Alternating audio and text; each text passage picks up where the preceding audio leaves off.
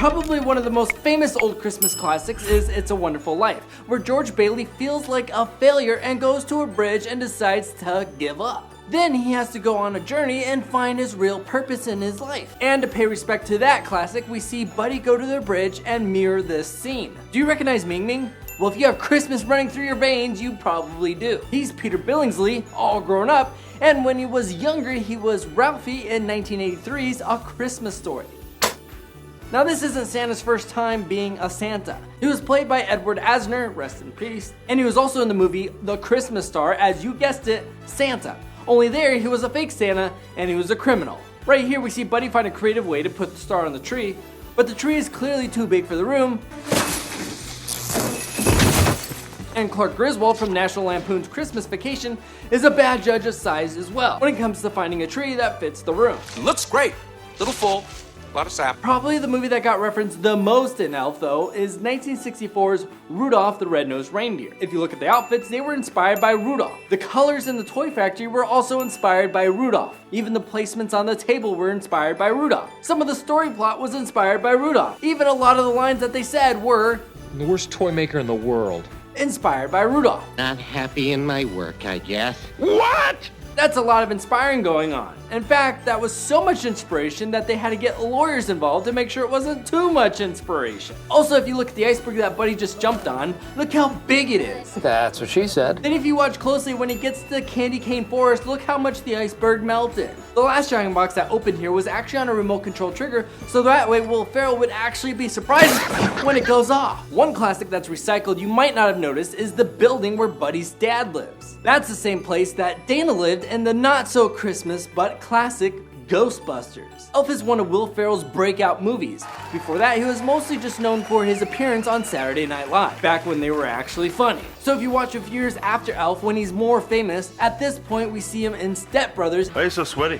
I was watching Cops. And get this, his mom Emily in Elf is also his mom in Step Brothers. Originally Wanda Sykes was going to play this role right here, but for whatever reason, that deal fell through. So instead they got Faison Love filling the role, but her name tag was already made and Faison loved it so much that they kept it. And that's why his name tag says Wanda. This pose right here is also a reference to the famous Bigfoot sighting. The park rangers on horses chasing Santa was also a subtle play on the ring race in Lord of the Rings chasing Frodo. When Buddy is preparing the toy store for Santa, he's making little snowflakes. All the snow flying in the air in front of him, though, is a reference to Edward Scissorhands when he was carving ice. One way to confirm that Buddy is really his son is he actually doesn't own a picture of him and his mom, just the yearbook photo, and the yearbook photo is actually cropped out, but Buddy has the original picture showing the whole thing. Leon the Snowman is named Leon because if you spell it backwards, it spells Noel. Also, probably the main reason is because he's actually voiced by Leon Redbone, kind of a celebrity. Then we have the Snowball Fight. That's a shout out to the original Magnificent Seven. All the way from the music that we heard to the shooting of the last bad guy we see trying to escape. That was the greatest shot I've ever seen. Worst. Was aiming at the horse. If you thought the underwear gift was weird, you realize it's not really that weird because when David Berenbaum wrote the story about Elf, he was working in an underwear factory. But if you watch the movie at the end, it looks like his dad actually re-gifted the present to his stepmom. If you try to have a mukbang with only what Will Ferrell ate in Elf, you would probably make yourself sick. But don't worry, you wouldn't have to eat cotton balls.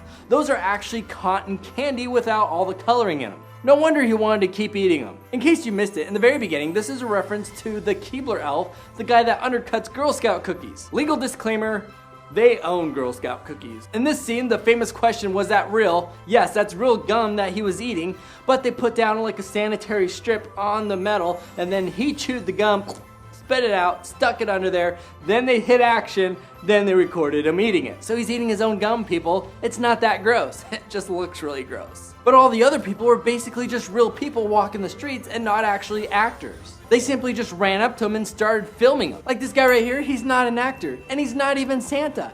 He's just a normal guy walking the streets. But this guy right here is Adam McKay, who is one of the writers for the movie. Buddy loves his syrup, which at first might sound weird, but it makes sense if you look in the break room at the Elf headquarters. Not only do they have tons of candy for the employees, but they even have syrup instead of coffee. Also, don't try drinking an entire 2 liter of soda though. Buddy can't do it, he had to cheat to do it. They had a hose hidden behind his face that would pump all the soda out of the can. And if you try drinking a whole 2 liter, it's not gonna turn out very good for you. The burp was not really Will Ferrell's burp though. Jon Favreau is the director of Elf, and he also pulled an Alfred Hitchcock. If you are a Marvel fan, you probably recognize him as the doctor that did the DNA test. John's kid Max is also the young Buddy that we see sitting on Papa's lap. John also let Will Ferrell get his family involved as well. This security guard right here kicking Buddy out of his dad's office is actually Will Ferrell's brother in real life, Patrick Farrell. And the elevator was actually made for the movie, and it isn't actually an elevator in the Empire State Building. He also lets a lot of the staff have their own cameo for working on the movie. If you look at Santa's good and naughty list, you will see a lot of those names actually came from the credits. Like this one, and this one, and that one, and this one, oh yeah, and that one, all from the credits. And a famous guy known simply as Radio Man can be seen right here. It's speculated that he's actually been in over 100 movies. Then the original writer of the movie is David Birnbaum, and he's this guy right here reading the newspaper. But John wasn't just the doctor, he was also the voice of Narwhal, the stop motion character we see come out of the ocean. Bye, buddy. Hope you find your dad. And he voiced all the other little stop motion animals right here. And he even voiced the crazy raccoon. The fun thing about the North Pole is none of it was actually CGI. They used what's called forced perspective. This is also what they did in Lord of the Rings. And to pull off these looks, they would have Buddy be located far away from everyone else. Then from the camera's perspective, it makes Buddy look huge. Like this scene right here takes 3 people. The first one is Buddy, obviously, but then the legs, those are actually kid legs. But then Papa sits far back away from Buddy to make it look like he's tiny compared to Buddy. Or in this case, they have little kid's hands on top of Buddy's shoulders, and then Buddy's dad is really far away to make it look like Buddy is big. The only weird scene that I felt was too obvious to not say anything is when Buddy is playing with the doors, you can see the extras right there on their mark waiting for their cue to walk across the screen, and they think they're out of view of the camera, but they're not. Make me feel so young. Kevin? How'd you know I was here? Did you know that Tim Burton put Easter eggs to Nightmares Before Christmas and Charlie and the Chocolate Factory? Check that out right now. Thank you to the members for supporting the show. If you want to get your name in the credits, click that little join button below and let me know what movie you want to talk about next, and you could be featured in the next adventure. And until then, remember, most importantly of all, Judge and Gentleheads, share a smile. They are contagious. You can get this at crazynight.com.